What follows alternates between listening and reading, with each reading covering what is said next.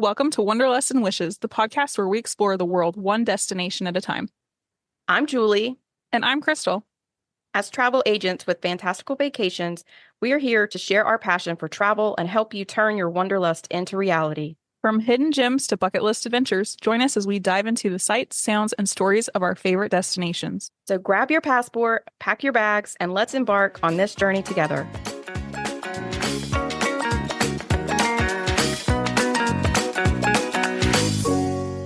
Hi, everybody. Welcome to episode 77 of Wanderlust and Wishes. Today, we're going to talk about top tips for EPCOT. I love these episodes. I love talking about strategy and all the fun things. This is our bread and butter. We love talking about this kind of stuff. So I'm excited for this one. Well, apparently everybody else likes these episodes because they're some of their top downloads. So yeah. We got big old, and you guys are helping us get there. Little downloads at a time. So thank you. Yes, thank you very much. So we don't have really a lot of news this week, so we're just going to jump right in, starting with park planning and strategy. I suggest planning your park strategy around where you enter the park. EPCOT has two entrances, one at the very front where the monorail is, and one at, I guess, the back. That is typically called the back, I guess, or the International Gateway. It used to be like the secret entrance, but it's not really anymore because the Skyliner's there. So anybody that's on the Skyliner resorts, you come in that way.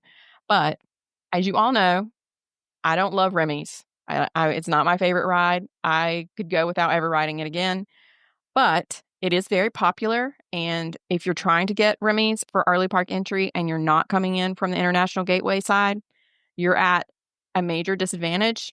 If you're staying off property, you basically have no hope of truly rope dropping Remy's. You're still going to wait because more than likely you're going to enter from the front of the park and you're going to be behind everybody else that's already come in for early entry and everybody that was already in line from coming in on the Skyliner or walking from the EPCOT resorts. It makes more sense if you're coming from the front of the park, especially to buy a lightning lane for Remy's or try to wait it out until maybe closer to park closing. And if you want to use standby, I would recommend the lightning lane for it, but I know that doesn't always fit into everybody's budget.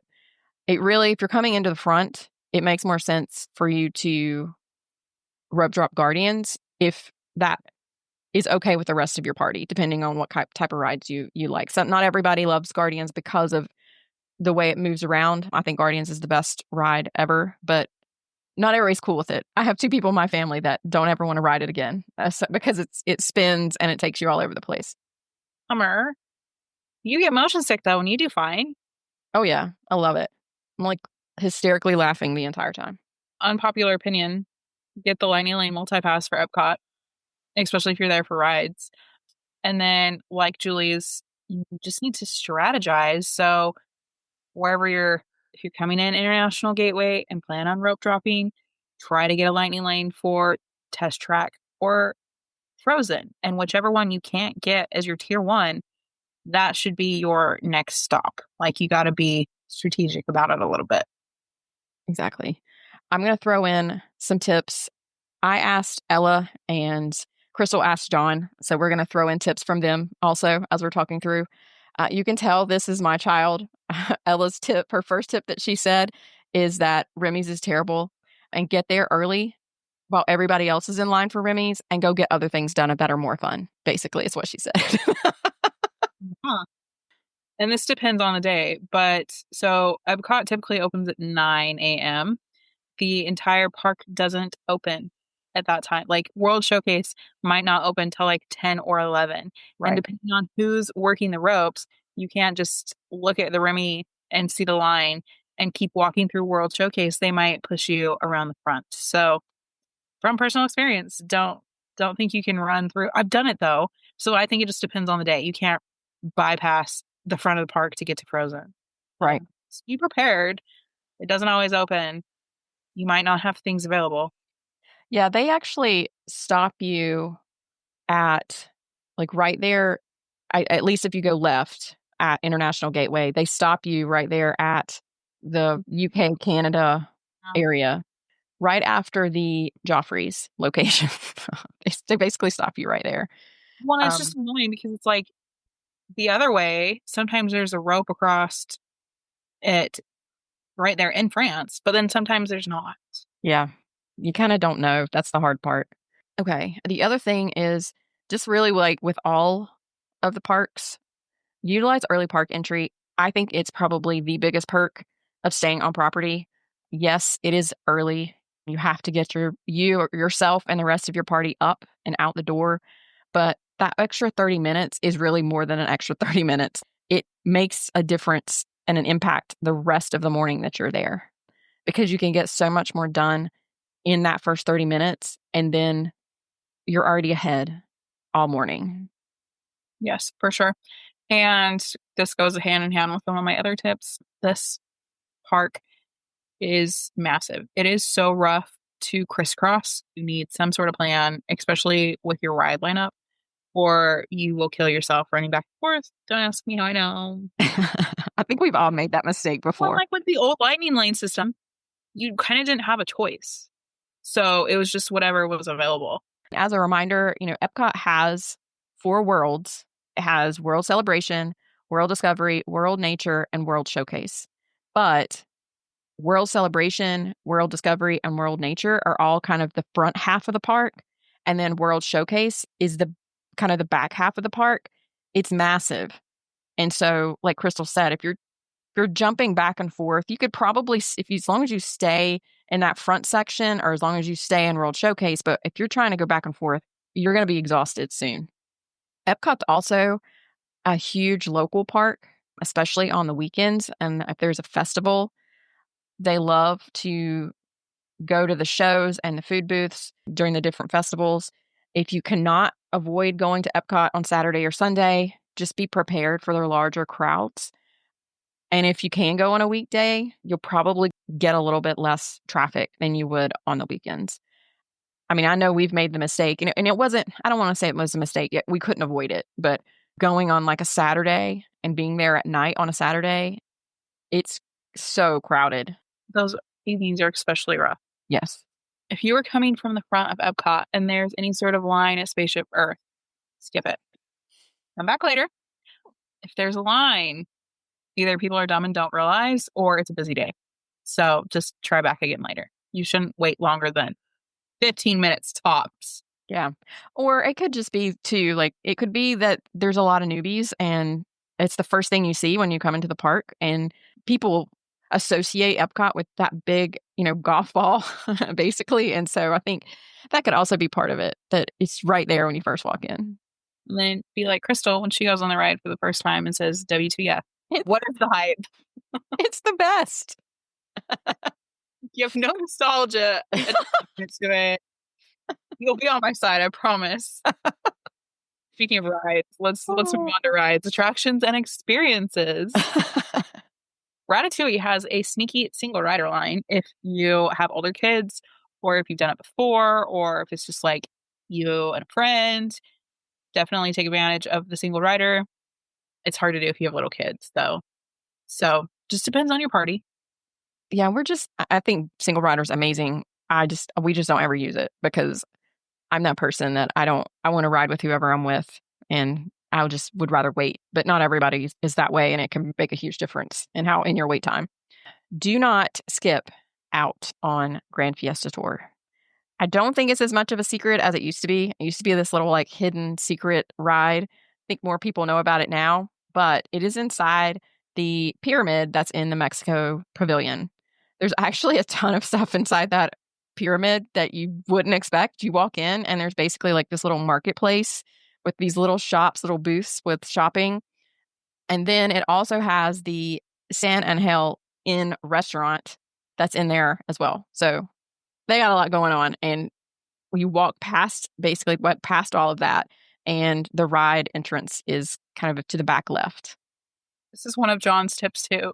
He said that Tres Caballeros is almost always a walk on. It's a great sit and chill out of the sun kind of place. It is. It's so awesome. So, and his love for boat rides because it's basically a nap. It can be. They are relaxing and it's dark. It's a dark boat ride. And if you haven't been on this ride in a minute, they have updated the graphics and they're amazing. So definitely give it another chance. So for Ella, these are her do's and don'ts for rides. She says don't ride Remy's. Do ride Soarin'. So don't skip Soarin'. Don't ride Mission Space Mars. So there's a Mars and there's an Earth. So the Mars is the more extreme version.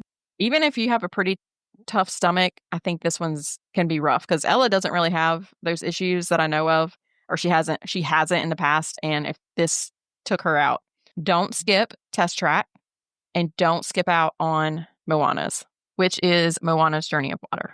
She just calls it Moana's. She doesn't want to use all the extra words when she talks about it. She's a true Disney person if she doesn't. Let's see. Ask to sit in B1 in Soarin'. So this is like Concourse B, row 1. It gets you middle top, so you don't see like feet dangling above you. You don't see Eiffel Tower bending, although I heard it doesn't anymore. But this is the spot. There's not really a bad spot to watch Luminous around the World Showcase. I quite enjoy this show. There's a good Coco Toy Story mashup in there that gets me every single time. So this is a good one. Yeah, it was Waterworks when I watched it. Speaking of crisscrossing the park, did you know you can actually take a boat across the World Showcase if your feet are done? It's not the quickest way to get around, but No. it's serene. It might take you a half hour, but go for it. And you might die of gasoline fumes, but A lot of people don't realize that you don't have to ride the Nemo ride to visit the aquarium. That line can get super long sometimes. So just to walk around and go through the gift shop, and there's so much to do there. Bruce has like an educational scavenger hunt. You can see the manatees. There's Turtle Talk. See if you can spot the divers. Speaking of Turtle Talk, John says, if you have little kids, you should not be missing Turtle Talk Crush. Again, dark, AC, place to sit down. Also adult humor, very interactive. My kids always get picked for some reason. They always have the funniest things to say. Also, something that's kind of fun, right outside of the Germany Pavilion, there's a little German train town. It's fun to watch it. Rob showed me an article. It was being funny. I think it was either a reel or a meme or something like that that said, it was like breaking news. The train fell off the track at Disney World, and it was a little Germany train. John had best park for rides. This is his favorite park. That's interesting. I don't think people associate Epcot with rides as much. So, No, but he said Guardians. He said Test Track. He said Frozen. He said Soarin'. yeah. He said Tres Caballeros. He's fine with Remy's. He's never been on Spaceship Earth and he's never been on Living with the Land, so he didn't even add those to his list. I can't believe he hasn't. He needs to add Living with the Land to his sleeping. I know. His tour of sleeping. I always go with like a stroller swap while they're like doing Guardians. I'll run over, or like Soarin', I'll go do that. And he's finding food while I'm writing. So it's not always his priority, I guess. So moving on to food, dining, and drinks. Epcot is for sure very famous for its 4 festivals. For the most part, there's a festival going on pretty much all the time. There are little breaks in between them, but make sure when you're going to check out if there's a festival happening, because you need to have a plan of action, because there's always extra shows and experiences. They have food booths there. The food booths are a whole vibe. There are like people go just to go to these food booths. There's always a foodie guide that you can use, and they have festival booth guides available once you enter the park, so you know where to go, or you can see what the different booths have. If you're going during a festival, you really should plan to stop at multiple booths just to try a couple of different options. A lot of times people go and they just graze on different meals or different snacks from the food booths instead of having like a meal. That would be me. That would be Krystle. Yes. We each get a small plate and share, and then you can eat a lot more. Yeah. Like a lot of people like go and they'll split whatever is available, and then they just go from booth to booth to booth. Just as an FYI, the upcoming festivals for the next year, the Festival of the Holidays for this year starts on November 28th and goes through December 30th. I'm not sure if Food and Wine probably goes through most of the month this month. And then there's like maybe a week break over Thanksgiving. Festival of the Arts is January 16th through February 23rd, 2026. There's a little bit of a break, and Flower Garden Festival starts on March 4th and goes through June 1st of 2026. And then Food and Wine, there's a little bit of a bigger break over the summer, basically. And then Food and Wine Festival starts August 27th and goes through November 21st of 2026. You all know me and my Coke machines. The best two in the park are at Regal Eagle. They have the good ice and fountain machine, and the Connections Eatery if you're on the front side. Ella says she really liked Space 220. She liked the food. There's been criticism that it's not worth the money, but she really enjoyed it. She loved the theming. She loved like riding the elevator up to space. She thought that was so fun. And then she also had the Pop Rocks drink, and she recommends it. If you listen to Ella and try for Space 220, miss out on the reservation, you can check with the host about getting a walk-up bar availability day up. They don't have like a wait list on the app or anything. You have to actually talk to the host, and this is specifically for the bar, not for the lounge, not for the restaurant, but you can at least experience Space 220 and what it has to offer. Yeah, it is fun. It is a fun atmosphere for sure.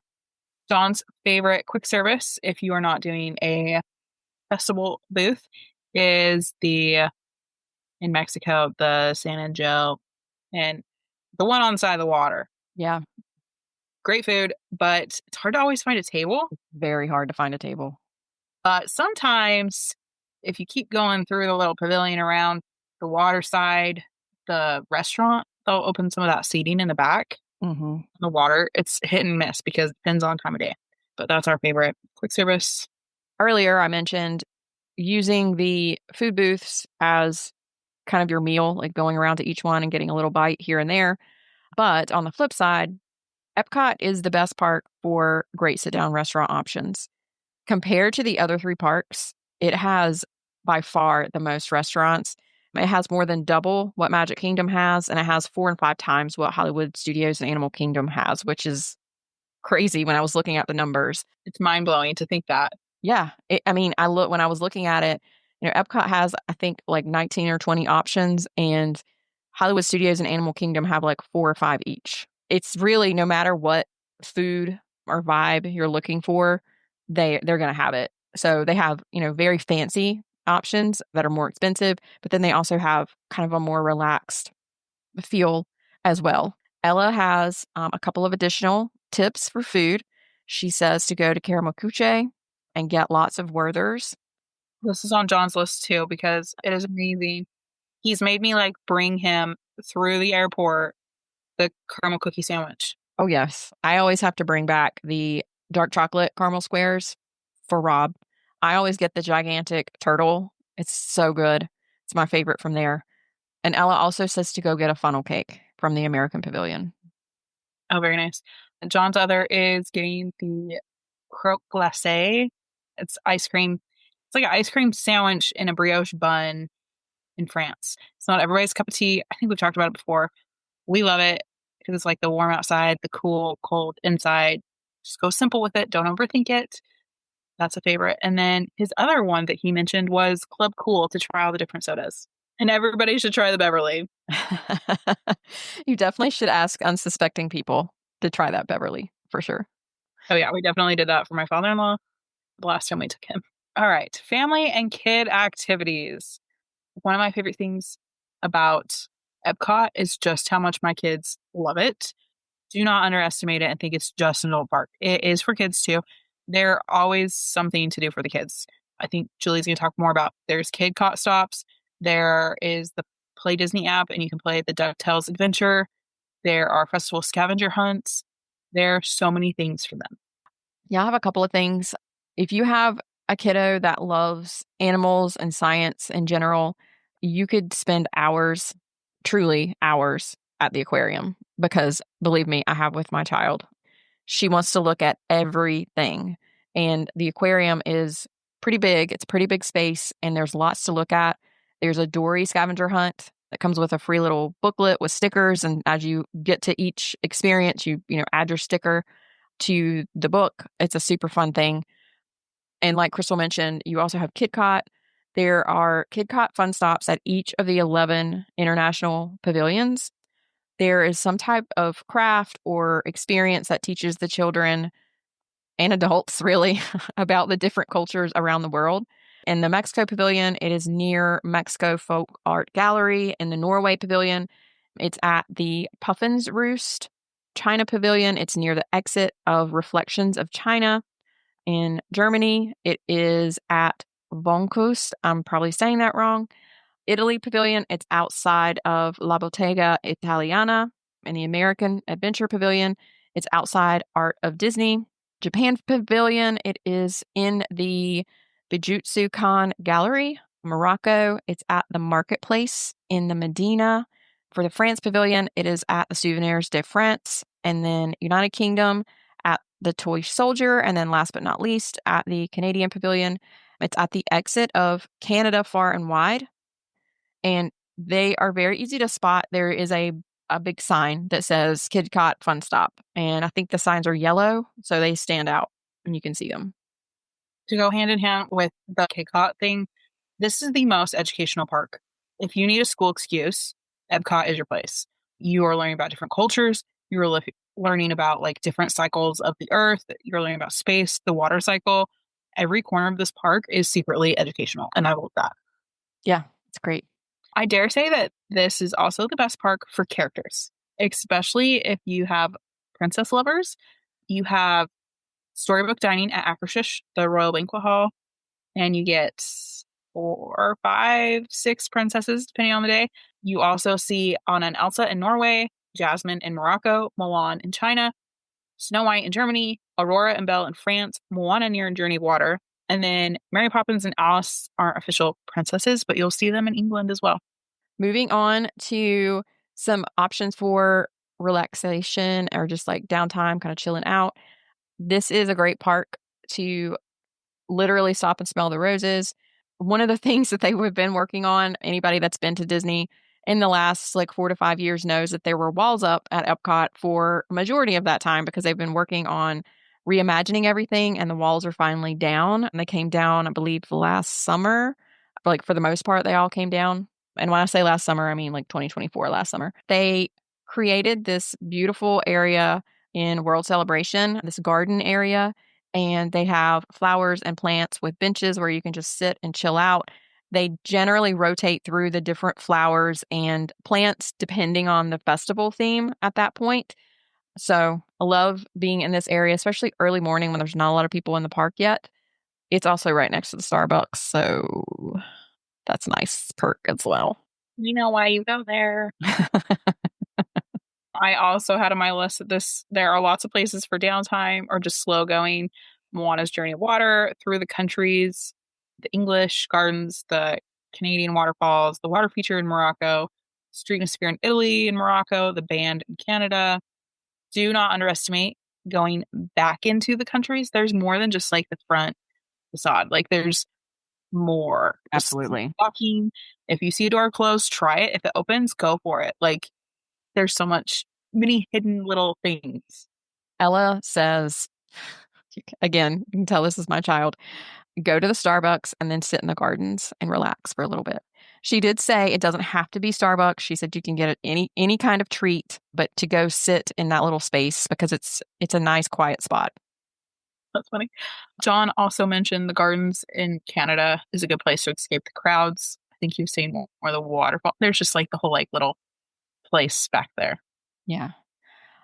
If this is an adults only trip, I would focus on rides first thing in the morning. So like get there, hit the rides, get as much done as you can, and then around lunchtime, kind of walk over to World Showcase and just mosey around the entire World Showcase. Like Krystle was saying, like go and explore in the different areas, get yourself some adult beverages, get some food from the booths, and just don't have any kind of major plan. Just walk around.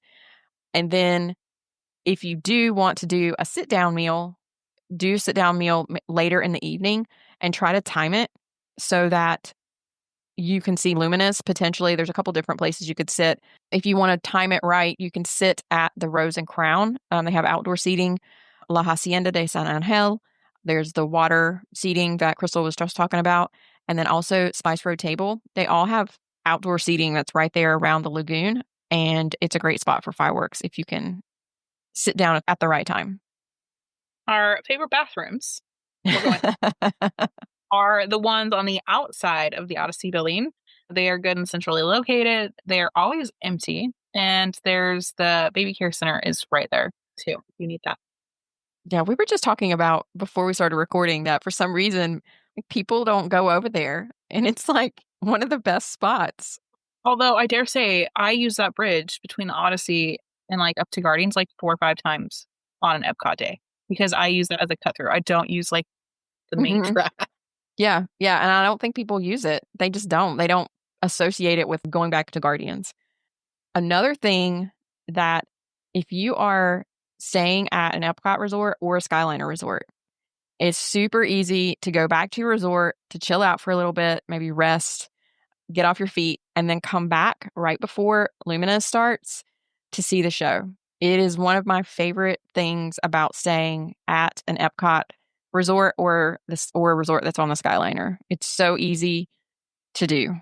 And then I have one last thing from Ella, which is a little odd, but she says to look at the dolls by the chocolate shop. And I think she means caramel cuche. I don't think they're always there. There's sometimes this little pop-up kiosk area that has, they're like porcelain dolls. And for whatever reason, the girls always like to stop and look at them. They're not all themed to like Disney princesses, but they do have Disney princess versions of the dolls. And they are very pretty. But she thought that that was important to note. Jumping into your most important list here. Moving to the coffee spots. I definitely think this was a good ad for our top tips. So for Epcot, you have the Connections Cafe in World Celebration. That is the Starbucks location. And it is, because it's new, they completely redid all of this in this area. So it's brand new.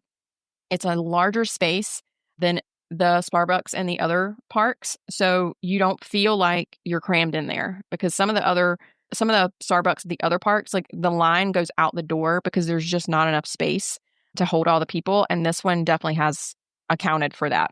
For Joffrey's locations, if you are coming in from the front entrance, so where the monorail is, there is a Joffrey's right next to where the monorail station is. It's like, as you're walking in, it's on the left.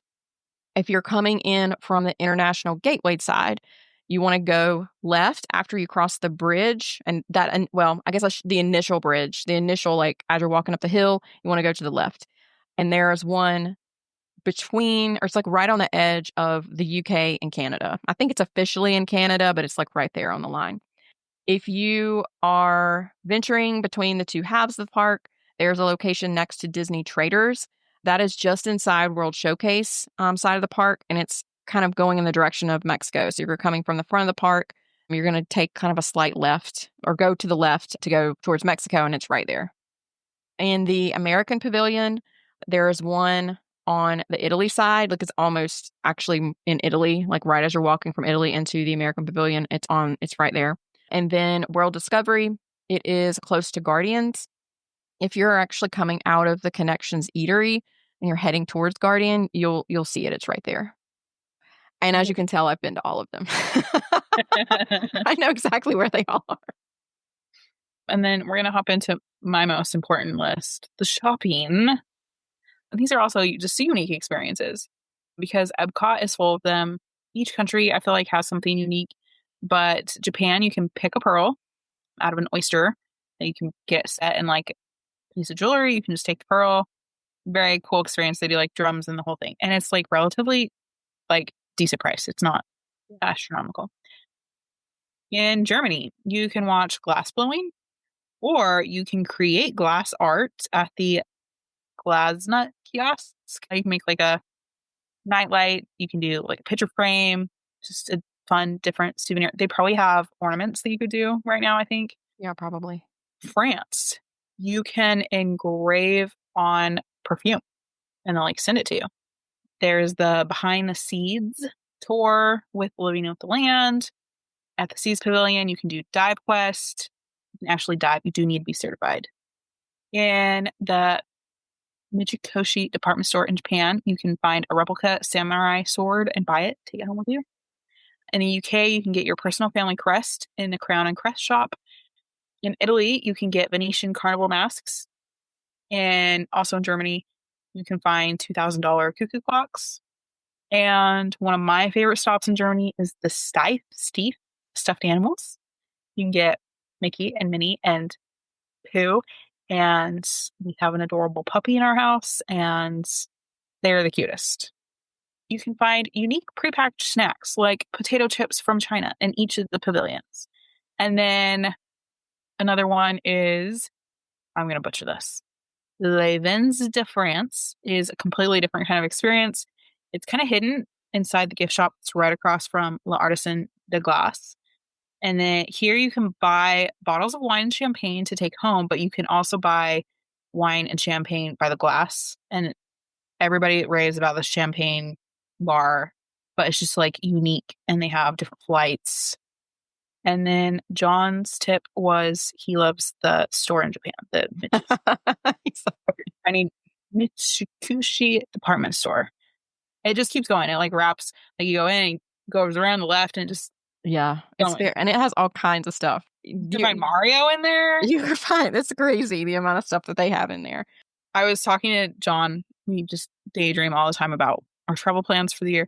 And I asked him if he could pick one park for a day, he would pick Epcot over and over again. We love Epcot so much. It's definitely our favorite. I know Magic Kingdom has that rep, but even my kids, they love Epcot. So don't underestimate this park. Yeah. Actually, when we were there, I guess about a month ago, we were trying to decide if we were going to go to another park other than the Magic Kingdom, and everybody, like hands down, was Epcot. Like if we were going to go, that was going to be our option. So it's definitely one of Rob's favorites. A lot of times, like even once we come back, no matter what park we were at earlier in the day, a lot of times the girls and I come back to the resort and we're just hanging out at the pool or, doing nothing. Will take Skyliner over to Epcot and just walk around just to give himself like time away just to himself. And he loves to walk around the park. It hurts my heart when people are like, we want to do 3 days and we're going to skip Epcot. Like, there's so much there. I Like, know. if you've been and like experienced it, people just have no idea the sheer volume of things you can find to do. Yeah. Even when I was thinking about it, I don't necessarily think about it as a heavy ride park. I think of all the other things that you can do. But as you were talking about John listing out all the fun rides that are there, it has great options for the rides. And it just on top of it, it has all these other options that you can go do. It's a very versatile park. So if you have some people that want to do just rides and you have people that don't want to do rides, like all of you can go and have something that you can enjoy at Epcot. For sure.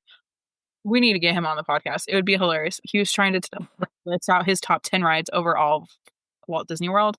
And I think 5 or 6 of them were Epcot. And then you had like one from one park, one from another park. High and above, the majority was Epcot. And then you had 1 or 2 sprinkled in from the other parks. I'm thinking maybe if we can get John and Rob together once they like meet in person and then get them on the podcast, they would be hilarious.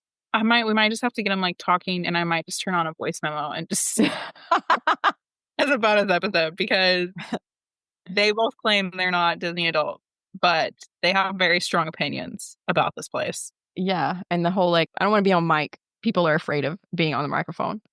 Not us. Thanks for hanging out and listening to all of us. This is such a fun episode. I really, truly, I know I said at the beginning, but I love these episodes. These are my favorite to go through. Love pulling out the things that we all love and that our families love to do, but also being able to turn them into tips for all of you to benefit from some of the experiences that we've had and we've kind of tried and true methods that we've used to go to the parks. I think that's all we have today. So if you would do us a 30-second favor and go leave us a review, it would be the best holiday gift to us. please. It is. It's that time of year. It's the most wonderful time of the year. And we would enjoy some additional reviews to help our little podcast grow. Thank you so much, everybody, for listening this week. We appreciate all of you. We hope you all have a wonderful week, and we'll talk to you next week. Bye.